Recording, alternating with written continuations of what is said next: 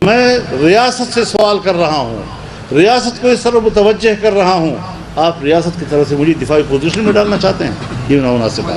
نتائج یہ ہیں، ہم کیا کہیں جی اپنے ان بڑوں کے بارے میں کہ وہ کس زاویے سے سوچتے ہیں، وہ کس کے لیے سوچتے ہیں۔ اگر ہم کہیں کہ آپ پاکستان کے لیے سے ناراض بھی ہوتے ہیں، مشتعل بھی ہو جاتے ہیں، تو کچھ تو کم از کم ہماری بات کو وہ ذرا سنجیدگی سے لیں، سنجیدگی سے سنیں۔ ہم ان کے دشمن نہیں ہیں، ہم ملک کے دشمن نہیں ہیں، ہم ان کے خیرخواہ ہیں، لیکن اگر وہ خیرخواہی کی بات بھی نہیں سنتے اور ہم ان کی خیرخواہی کریں اور وہ ہمارے ساتھ بدخواہی کریں تو اس طرح تعلقات نہیں چلتے۔ آج فاٹا گرینڈ جرگہ تھا، بلکہ آج کے دور میں، آج کی اصطلاح میں اس کو آپ فاٹا اسمبلی بھی کہہ سکتے ہیں، اور بڑی تعداد میں قبائلی عمائدین اور زعماء اس میں شریک ہوئے۔ ہر چند کے اس جرگے کے ایجنڈے پہ کوئی عزم استحکام آپریشن یا اس قسم کی بات نہیں تھی، کیونکہ یہ اس اعلان سے پہلے بلایا گیا تھا، لیکن ظاہر ہے جی کہ پھر ان کے سامنے بھی کرنٹ ایشو یہی تھا، تو اس حوالے سے بڑی صراحت کے ساتھ فاٹا کے تمام ایجنسیوں یا آج آپ اس کو اضلاع کہیں، انہوں نے بالاتفاق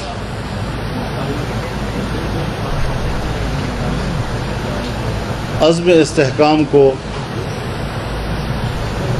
عدم استحکام قرار دیا اور اس پر عدم اعتماد کا اظہار کیا، اس لیے نہیں کہ وہ امن نہیں چاہتا۔ امن کے حوالے سے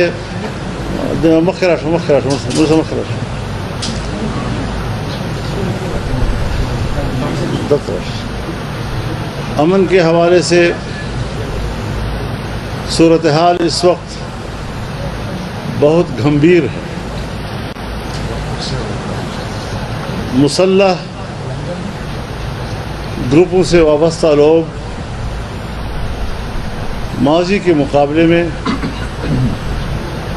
کئی گنا زیادہ علاقوں میں پھیل چکے ہیں، یہاں تک کہ وہ اب ٹریفک بھی کنٹرول کر رہے ہیں، کئی گھنٹے ناکے لگاتے ہیں، مسافروں سے ٹول وصول کرتے ہیں،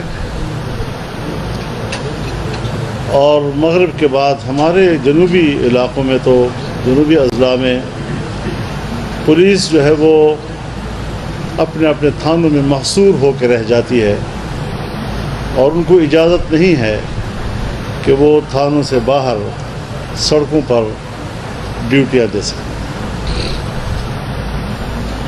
لیکن چونکہ ہمارے اس صوبے کے لوگوں نے بہت بڑی قربانیاں دی، سوات سے لے کر وزیرستان تک، انہوں نے جس طریقے سے اپنے ہی ملک میں ہجرت کی، اپنے گھر چھوڑے، اور سال ہا سال تک وہ پورے ملک میں در بدر پھرتے رہے۔ آپ جانتے ہیں ہمارا اپنا ایک کلچر ہے، قبائلی کلچر، جہاں کی ہماری مائیں بہنیں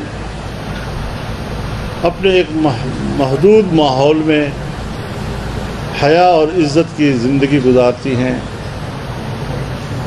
ان کو صحراؤں میں لانے پہ مجبور کر دیا گیا، ان کو بازاروں میں بھیک مانگنے پہ مجبور کر دیا گیا، ان کی عزت نفس کو پامال کیا گیا، ان کی چادر و چلمن کو تار تار کر دیا گیا، اور جوانوں پہ جو گزری ان کی تعلیم تباہ، ان کا مستقبل تباہ، اور اب تباہ حال فاٹا جب لوگ واپس جاتے ہیں تو ان کے پاس گھر نہیں. آپریشنوں میں ان کی دیہاتوں کی دیہاتیں تباہ ہو چکی ہیں. میرے پاس کچھ وفود آئے جن کو سال 1.5 سال پہلے اگر پورا مکان تباہ ہوا ہے تو 4 لاکھ روپے اور اگر جزوی طور پر ہے تو 1,60,000 روپے. وہ بھی پیسے نہیں دیے گئے، ٹوکن دیا گیا. آج تک اس ٹوکن پر ان کو پیسے نہیں وصول ہوئے. اب آپ بتائیں کہ کیا ایک مکمل مکان آج کے دور میں 4 لاکھ سے تعمیر ہو سکتا ہے؟ 4 لاکھ سے تو شاید ایک غسل خانہ بھی تعمیر نہ ہو سکے. کیا ایک چھوٹی سی دیوار 1,60,000 میں بن سکتی ہے؟ اس طریقے سے فاٹا کے عوام کا معاشی قتل بھی کیا گیا، عزت نفس کا قتل بھی کیا گیا، چادر و چلمن کا قتل بھی کیا گیا. اور ایک بار پھر یہ اعلان ہوتا ہے کہ ہم آپریشن کریں. ہمیں کم از کم یہ تو بتایا جائے کہ ایک دفعہ باڑ لگایا گیا، آہنی باڑ، تاکہ کوئی پاکستان سے افغانستان نہ جا سکے اور وہاں سے کوئی ادھر نہ آ سکے. پھر کس طرح 20-30 ہزار لوگ ہمارے ادھر گئے. اب بڑے فخر سے کہا جا رہا ہے کہ ہم نے وہ باڑ اکھاڑ پھینک دی. باڑ بنانا بھی ملکی مفاد تھا، اکھاڑنا بھی ملکی مفاد. اب اس سے کہیں زیادہ طاقتور ہو کر وہاں سے لوگ ادھر آئے. بجائے اس کے کہ ہم ایک ذمہ دار ریاست کا ثبوت دیتے، ہم نے ہر فیصلہ اشتعال کی بنیاد پر کیا. ہم نے جذباتی اور فوری رد عمل کے انداز میں بات کی. کبھی بھی ریاستوں کے معاملات وہ نہ اجرت سے طے ہوتے ہیں، نہ جذباتی انداز کے ساتھ طے ہوتے ہیں، نہ دھمکیوں کے ساتھ طے ہوتے ہیں. اس کا نتیجہ صرف 2 ریاستوں کے درمیان تعلقات کی خرابی کے علاوہ کچھ نہیں نکلتا.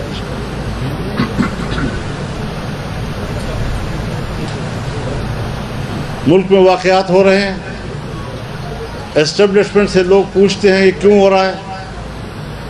وہ اپنے سر سے بوجھ اتارتے ہیں اور کہتے ہیں یہ تو افغانستان سے لوگ آ رہے ہیں، اور بڑے آرام سے ان کے خلاف ایک احتجاج نوٹ کرا دیتے ہیں. اس کا نتیجہ کیا نکلے گا کہ افغانستان میں شاہ ظاہر شاہ سے لے کر اشرف غنی تک جتنی حکومتیں آئی ہیں یہ پرو انڈین تھی، سوائے امارت اسلامیہ کے کہ وہ پرو پاکستانی ہیں. لیکن اگر تعلقات کی نوعیت یوں رہتی ہے اور معاملات اس طرح آگے بڑھتے ہیں تو نہ آپ کے مشرق میں کوئی دوست رہے گا نہ مغرب میں کوئی دوست رہے گا.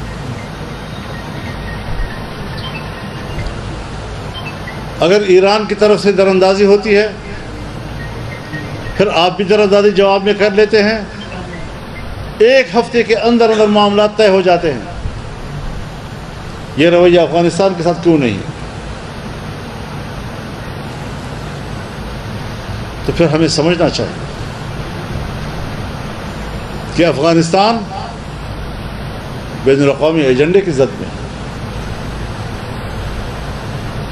اور ہم ان قوتوں کے مفادات کو سامنے رکھتے ہوئے یا ان کی خواہشات کو سامنے رکھتے ہوئے افغانستان میں موجود امارت اسلامیہ کو مستحکم کرنے کی بجائے عدم استحکام کی طرف لے جانا چاہتے ہیں. سن 1980 سے لے کر اب تک افغانستان کا چپا چپا خون سے رنگی ہے.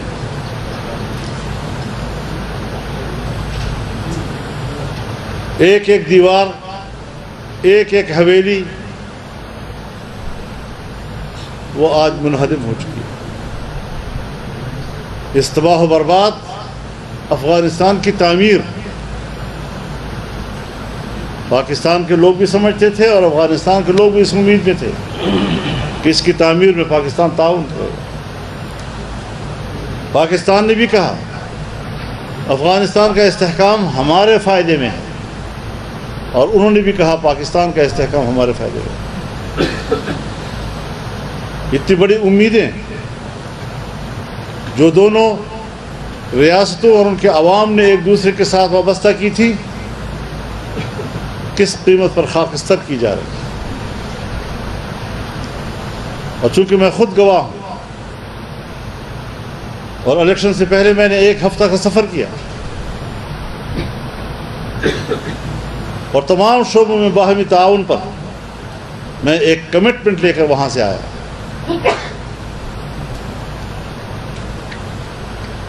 مسلح تنظیموں کو ایک پرامن راستہ دینے پر اتفاق رائے ہوا،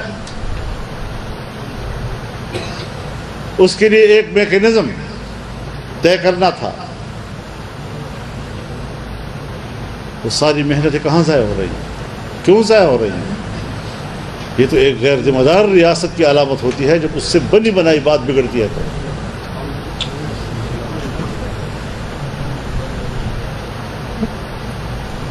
تو اس اعتبار سے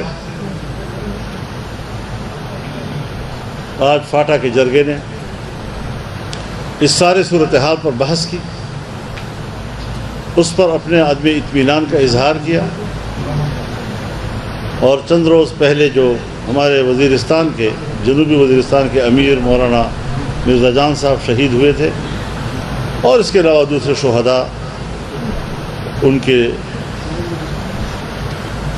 لیے خراج عقیدت کا اظہار کیا گیا، بلندی درجات کی دعا کی گئی، ان کے خاندان کے ساتھ ہمدردی کا اظہار کیا گیا، اور ان کے لیے صبر جمیل کی دعا کی گئی۔ یہ اس وقت کی صورتحال ہے جو آج کی اس جرگے سے وابستہ ہے۔ مزید جو آپ کچھ کہنا چاہیں گے تو۔ آپ کی بات سے آپ نے پارلیمان میں بھی بات کی، آج یہاں پہ بھی بات کی، جنوبی اضلاع بنو ڈویژن اور ڈیر اسمل خان ڈویژن، یہاں پہ آپ نے فرمایا ہے کہ 4-5 مہینے بعد امارات اسلامیہ کا قیام ہو جائے گا۔ کیا آپ امارت اسلامیہ کے خلاف ہیں، امارت کے خلاف ہیں، یہاں پہ اسلامی قوانین کا اسلامی نظام کے خلاف؟ میں نے تو کہا کہ آپ بڑا سنجیدہ سوال کر رہے ہیں، تو آپ تو مزید کنفیوژن پیدا کر رہے ہیں۔ میں دیکھیے الفاظ کو ذرا دیکھیں، ایسا لگتا ہے جیسے کہ، اب آپ بتائیں کہ ایسی صورتحال میں ایک مستحکم ریاست کے اندر اس قسم کے تصورات پیدا ہوں، احساسات پیدا ہوں، ہمیں اس پر سنجیدگی سے سوچنا نہیں چاہیے۔ ہم تو پورے پاکستان کو امارت اسلامیہ بنانا چاہتے ہیں، ہم تو پورے پاکستان کو اسلامی ریاست بنانا چاہتے ہیں۔ میرا آئین کہتا ہے، قرارداد مقاصد کو آپ پڑھیں، حاکمیت اللہ رب العالمین کی ہوگی، عوام کے نمائندے وہ اللہ کی نیابت کریں گے، اور قرآن و سنت کی تعلیمات پر انفرادی اجتماعی زندگی استوار کریں گے۔ اسلام پاکستان کا مملکتی مذہب ہوگا، تمام قوانین قرآن و سنت کے تابع ہوں گے، قرآن و سنت کے خلاف کوئی قانون نہیں بنایا جائے گا۔ اس کو عملی جامہ پہنا ہے نا، یعنی میرے ملک پہ تو اساس موجود ہے، ہم اس اساس کو گرانا نہیں چاہتے، ہم اس کو کسی عدم توازن کا شکار نہیں ہونے دینا چاہتے۔ ورنہ آپ جانتے ہیں بالاکنڈ تحریک جب تھی صوفی محمد صاحب مرحوم کی، اس سے کوئی ہمارا نظریاتی اختلاف تو نہیں تھا، لیکن جس زاویے کے ساتھ وہ بات کر رہے تھے ہم نے اس سے اتفاق نہیں کیا۔ ہمارے پاس زاویہ موجود ہے، ہم اگر اس پہ کنفیوژن پیدا کریں گے تو مشکلات پیدا ہوں گی۔ لہٰذا اس قسم کی صورتحال اگر ملک کے اندر پیدا ہوتی ہے تو یہ سنجیدہ صورتحال ہوتی ہے، بجائے اس کے کہ میں پریشان ہوں، میں ریاست سے سوال کر رہا ہوں، ریاست کو اس طرح متوجہ کر رہا ہوں آپ ریاست کی طرف سے مجھے دفاعی پوزیشن میں ڈالنا چاہتے ہیں، یہ نامناسب ہے۔ مولانا صاحب یہ بتائیں کہ آپ کیا سمجھتے ہیں کہ جو موجودہ صورتحال ہے وہ حکمرانوں کے ہاتھ سے نکل نہیں گیا؟ دوسرا میرا سوال ہے کہ جو حالات بنے ہوئے ہیں کیا یہ حکمران ذمہ دار نہیں ہے اس حالات کے کہ انہوں نے اتنا اسپیس دیا کہ اب وہ خود بھی سنبھال نہیں سکتے؟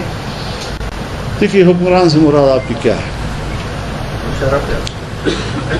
بس وہی ٹھیک ہے، مشرف اور اس کی تسلسل، یہ ہے ہمارے حکمران جو اس قسم کے فیصلے کرتے ہیں اسٹیٹ کے حوالے سے۔ یہ ہمارے بھائی ہیں سب، کوئی بڑے بھائی کوئی چھوٹے بھائی، پارلیمنٹ میں بیٹھے ہوئے ہیں، کوئی حزب اختلاف میں کوئی حزب اقتدار میں۔ کسی زمانے میں ہم کہتے تھے حکومت کا جو حکومتی سائڈ جو ہے وہ ہائی برڈ ہے، اب حکومتی سائڈ بھی ہائی برڈ ہے، اپوزیشن سائڈ بھی ہائی برڈ ہے۔ پورا پارلیمنٹ کس پہ آپ اعتماد کریں؟ فیصلے کون کرتا ہے؟ یعنی آپ بتائیں، فیصلہ آیا، اناؤنس کیا گیا، ایپیکس کمیٹی نے اناؤنس کیا، کیا اس میں کنفیوژن تھی کہ پرائم منسٹر ہاؤس سے نئی وضاحت جاری کرنی پڑی؟ کیا خود ادارے کے اندر بھی مختلف اطراف سے آراء لی گئی تھی؟ کافی سوالات ہیں اگر اس نے کنفیوژن پیدا کر دی ہے، اور یہ جو عزم استحکام ہے اس کا بسم اللہ ہی عدم استحکام سے ہو گئی۔ 2013 سے 2018 کی حکومت تک حکومت جہاں کی پھنستی تھی آپ ان کو نکالنے کی کوشش کرتے تھے، آپ ان کے ساتھ تھے۔ ایسی کیا وجہ ہوئی ہے کہ ابھی بھی حکومت مشکل میں ہے لیکن آپ باہر ہیں؟ ایسی کیا وجہ ہے کہ آپ جو ہے آپ کو اس کی رائے کو احترام نہیں کیا جاتا، یا آپ کی رائے کو سنا نہیں جاتا؟ اب میں ملک کو مشکل سے نکالنا چاہتا ہوں۔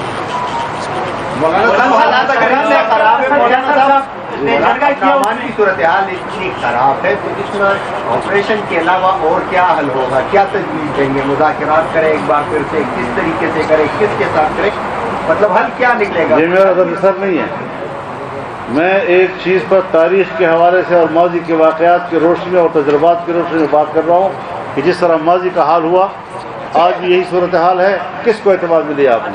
کیا پارلیمنٹ کو جو پارلیمنٹ تم نے خود بنائی ہے کیا اس کو بھی اعتماد میں لیا؟ مولانا صاحب یہ آپ نے خود کہا کہ کئی گنا زیادہ طاقت سے مسلح لوگ آ چکے ہیں، تو اب اس کا اگر آپریشن وہ نہیں کریں گے تو کس طرح اس کو؟ یہ سوال دونوں نے کیا، یہ سوال جو ہے یہ ان سے کیا جائے کہ تمہاری ماضی میں جو روایات ہیں آپریشنوں کی وہ تو ناکامی کے علاوہ کچھ بھی نہیں ہے، تو کیا ایک اور مشکل میں قوم کو ڈالنا چاہتے ہیں، پھر ایک دفعہ خون بہانا چاہتے ہیں ہمارا؟ مولانا صاحب آپ تو یہ ہے سوال، ہمارا سوال ہے، یہی جو آپ کہہ رہے ہیں یہ میرا سوال ہے۔ مولانا صاحب جرگہ ہوا ہے پاٹا کے حوالے میں پی ٹی آئی کے ذریعے اسد کیسر صاحب نے کہا ہے کہ ہم نکلیں گے، اور انہوں نے ساتھ بات بھی اٹیچ کی ہے کہ مولانا صاحب کے ساتھ ہماری باتیں چل رہی ہیں، پھر نکلیں گے، تو وہ آپ کے تک کیا نہیں کر رہے نکلنے کے لیے؟ جب وہ رابطہ کریں گے تو بات کروں گا نا۔ رابطہ تو کر رہے ہیں، 4-5 ملاقاتیں آپ کی ہو چکی ہیں۔ آپ جس پہ ان کے نمائندے بن کر آئیں گے پھر بات ہوگی۔ جی بیٹا، اس بات کو ہٹ کے امریکہ میں قرارداد منظور آئے کہ پاکستان میں جتنے بھی سیاسی قیدی ہیں، سیاسی اسیر ہیں، ان کو رہا کیا جائے، اور آج اس میں پارلیمنٹ میں بڑی بات ہوئی، تو اس سے آپ کا وہ منہ خوشی نہیں ہوا کہ جس میں وہ بول رہے ہیں سب؟ میں یہی کہتا ہوں، میں یہی کہہ رہا ہوں کہ جن کے لیے یہ سب کچھ کیا گیا تھا وہ بھی کہنے بھی مجبور ہو گئے کہ شاید کچھ ضرورت سے زیادہ ہی ہو گیا تھا جو ہمیں محسوس ہو گیا ہے۔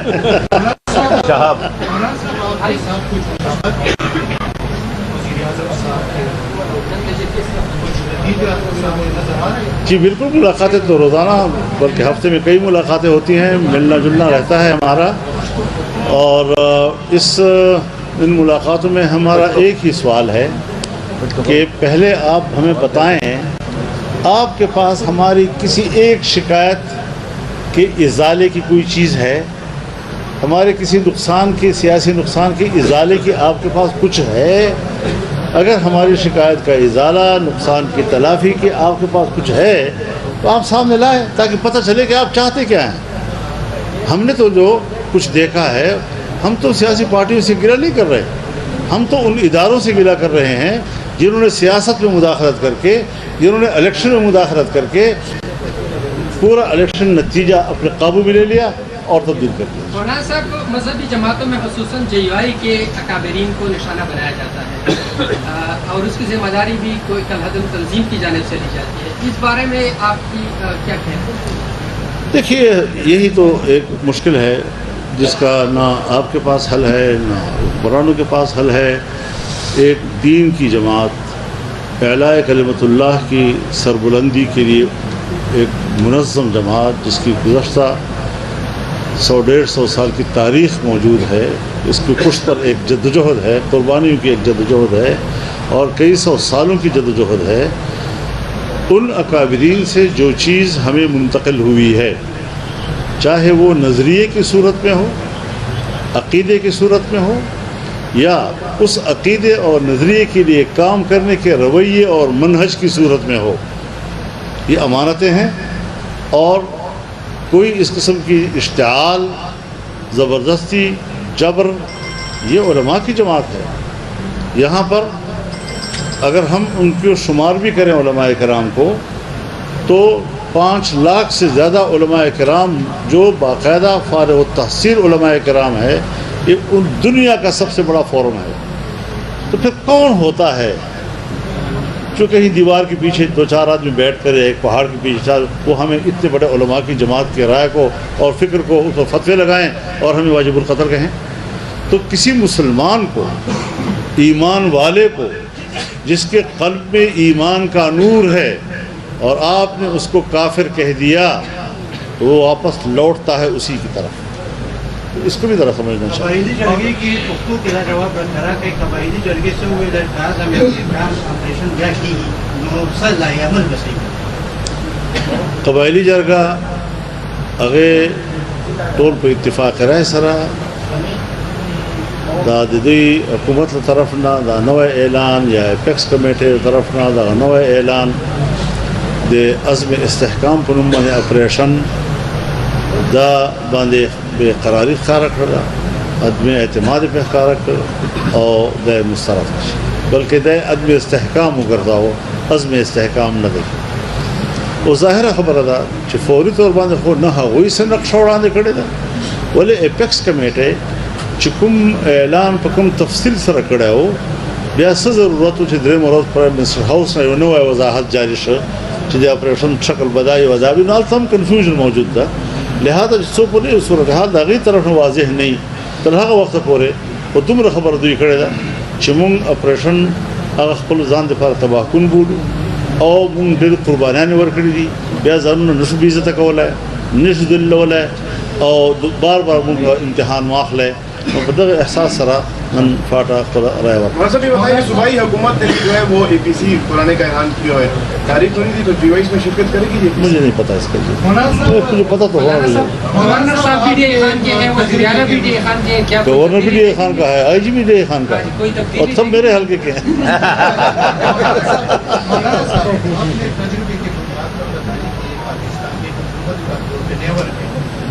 موجودہ حکومت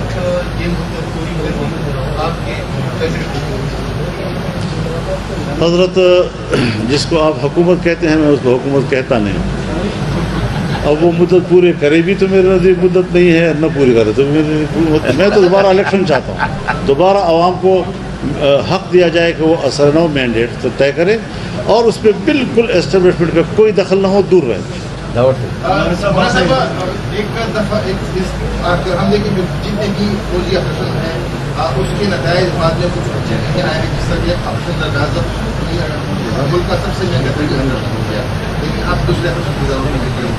ایک لمبی فہرست ہے 2005 سے لے کر اب تک امن معاہدوں کے، امن مذاکرات کے، اس کے بھی کچھ فائدے ہمیں نظر نہیں آئے، تو کوئی تیسرا راستہ کیا ہے آپ کا؟ تیسرا راستہ ہمیں بٹھائیں، ہم سے بات کرے کوئی اس حوالے سے۔ ہم نے 2010 میں جو سوات میں آپریشن شروع کر رہے تھے اس پر بھی کہا تھا کہ جو آپ کا طریقہ کار ہے اس پر ہم مطمئن نہیں پوچھا، انہوں نے شروع کر دیا، الٹا ہمیں کہنے لگے کہ آپ تو دہشت گردوں کو سپورٹ دے رہے ہیں۔ پھر اس کے بعد मुस्लिम लीग नवाज शरीफ की हुकूमत थी, उन्होंने इंजमाम का फैसला किया। हमने कहा फाटा इंजमाम गलत कर रहे हैं आप लोग, आप तैयारी नहीं है, आपके पास वो निज़ाम और वो मैकेनिज़्म ही नहीं है उसके लिए। और उन्होंने कहा जी कि हम ठीक कर रहे हैं, कर लिया। अब जब कर लिया तो फाटा के इलाक़ों को सेटल के इलाक़ों के बराबर लाना और सेटल के लोगों के मेयार ज़िंदगी के बराबर उनकी मेयार ज़िंदगी को बुलंद करना और वहाँ का इंफ्रास्ट्रक्चर रोडों की सूरत में, बिजली की सूरत में, स्कूल कॉलेजेस यूनिवर्सिटियों की सूरत में, अस्पतालों और बड़े अस्पतालों की सूरत में एक बड़ा नेटवर्क वहाँ पर उन्होंने लोगों से कहा कि हम हर साल 100 अरब रुपए उनको देंगे और 10 साल तक देंगे, यानी 1000 अरब। आज 7 साल मुकम्मल हो गए हैं, मुझे कोई बता सकता है कि 1 अरब पूरे हो गए हों और उनको उस वादे के मुताबिक 7 साल के बाद जब 700 अरब होना चाहिए था तो कैसे चलेगा ये, कैसे वो उसको तरक्की करेंगे। वहाँ पर आज भी गवर्नमेंट के पास लैंड रिकॉर्ड नहीं है। जब लैंड रिकॉर्ड नहीं है, आबाओ अजदाद से उनकी मिल्कियतें आ रही हैं, कौम की ज़मीन है, ये कौम का खावरा है और कौम उसके अमन की ज़िम्मेदार है, और ये रिवायात चली आ रही थी और उसको एफसीआर के ज़रिए तहफ़्फ़ुज़ दिया गया था, ये सारी चीज़ें मौजूद थी। हमने कहा कि जब आपके पास लैंड रिकॉर्ड ही नहीं है, आपका पटवारी वहाँ नहीं जा सकेगा, आपका कानूनगो वहाँ नहीं जा सकेगा, तहसीलदार जिस तरह पहले इंतज़ामी निज़ाम का हिस्सा था अब भी इंतज़ामी निज़ाम का हिस्सा होगा, वो इस बंदोबस्ती निज़ाम का माहिर नहीं हो सकता। आप बताएं कि आज भी नहीं हुआ। और मैंने एक बड़े अफसर से पूछा कि भाई जब लैंड रिकॉर्ड ही नहीं है तो आप तकसीम कैसे करेंगे, तो उनका जवाब सुनिए, आप भी हैरत से होंगे। आजकल की टेक्नोलॉजी में फ़ख्र करना चाहिए। कहते हैं हम सैटेलाइट से तस्वीरें ले रहे हैं और सैटेलाइट से हम तकसीम कर रहे हैं ज़मीनों की हर ख़ानदान की बुनियाद पर। वो मैंने कहा सैटेलाइट से नीचे भी आओगे या नहीं या उतनी सारा कुछ करोगे। इस तरह के एक वाहिमा की बुनियाद पर, तख़य्युल की बुनियाद पर क्या क्या और फाटा के लोगों को बर्बाद तबाह कर दिया।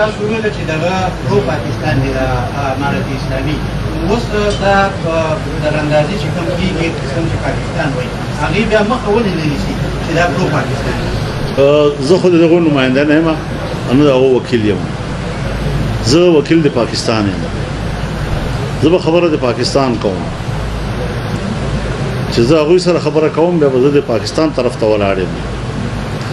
لیکن سوال بنیادی دا ده چې آیا هغوی سره داسې فوج شته تر اوسه چې هغه د خپلو سرحداتو چپه چپه کنټرول کړي؟ یقینا نشته ورسره. ما سره دومره فوج ده، مضبوط فوج ده چې د ټولو سرحد زه چپې چپې باندې نگراني کولی شم. لہذا هغه نه دا ګیله کول چې تا په سرحد باندې ترهګر ولې را تېر شه، ولې ځان نه تپوس کوم چې تا باندې ترهګر څنګه را تېر شه. زما انټیلیجنس په دنیا کې منلی انټیلیجنس ته ISI MI IB special branch ټول د انټیلیجنس ادارې دي. دومره مضبوط نیټورک چې کوم په پاکستان کې په دې وخت کې دا هغې سره هېڅ هم نشته. چې هغې خو لا اوس ته یو ماخله چې استخباراتو مشر ده په ولایاتو کې یو قسم برابر کړی نیټورک شته نه ورسره. هغې نه زه تپوس کوم چې تا نه خلک کوټې ته څنګه را ورسېدل او د کوټې نه بشام ته ورسېدل او 200-300 چوکیو نه تېر شوي دي.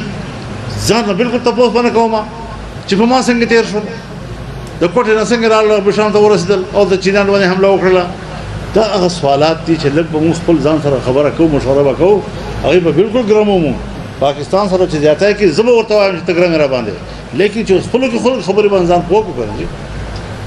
مولانا صاحب آپ الیکشن سے پہلے 1 ہفتہ کے لیے افغانستان گئے، آپ نے فرمایا کہ وہاں پہ آپ نے سب میکینزم ان کو دیا، ان کے ساتھ اتفاق ہوا کہ جو مسلح تنظیمیں ہیں ان کو پرامن راستہ دیا جائے. تو کیا یہ اس میکینزم سے ہٹ کے تھا؟ اس میکینزم میں اور اس میکینزم میں کتنا فرق تھا جو جنرل باجوہ اور جنرل فیض حمید کے دور میں ہوا تھا؟ اس کا تو مجھے پتہ نہیں، جنرل فیض کا اور جنرل حمید کا تو مجھے پتہ نہیں. اور جس وقت حکومت تبدیل ہو گئی تو ایک مجلس میں ہمارے پرائم منسٹر तशरीफ़ फरमा थे तो मैंने उनसे कहा कि पाकिस्तान से एक बड़ा जरगा गया हुआ है, अफ़गानिस्तान काबुल में बातचीत कर रहा है, आपके इल्म में है? तो उन्होंने फरमाया नहीं। तो जब मंसूर को जरग उसका इल्म नहीं, मुझे क्या इल्म हो गया? तो अब जो बात हुई, बिल्कुल इस पर कोई शक नहीं है कि हमने पूरे एतमाद के साथ वहाँ में गया और तमाम शोबों में बाहमी ताउन के साथ जितने भी मसाइल थे हमने एक दूसरे के सुने और एक हफ़्ता हमने वहाँ गुजारा। अल्हम्दुलिल्लाह सारे मामलात, और उनको रिपोर्ट किया, उनको बताया सारा कुछ। वज़ारत ख़ारजा से ब्रीफिंग ली हमने, क्या क्या शिकायत हैं हमें, हम उनसे क्या हासिल करना चाहते हैं, सब तफसीलात लेकर फिर हमने वापसी पर वो सारी सूरत हाल उनको बताई और उन्होंने इत्मीनान का इजहार किया, शुक्रिया अदा किया। और ये कि इसका मैकेनिज़्म क्या होगा, मैंने कहा ये रियासत का आप बनाएं मैकेनिज़्म, कहीं आपको मुश्किल होगी तो हम ताउन के लिए तैयार हैं। ये पाकिस्तान का मसला है, कोई आपकी ज़ात का मसला नहीं है। लेकिन अब नताइज ये हैं, हम क्या कहें जी अपने इन बड़ों के बारे में कि वो किस ज़ाविये से सोचते हैं, वो किसके लिए सोचते हैं।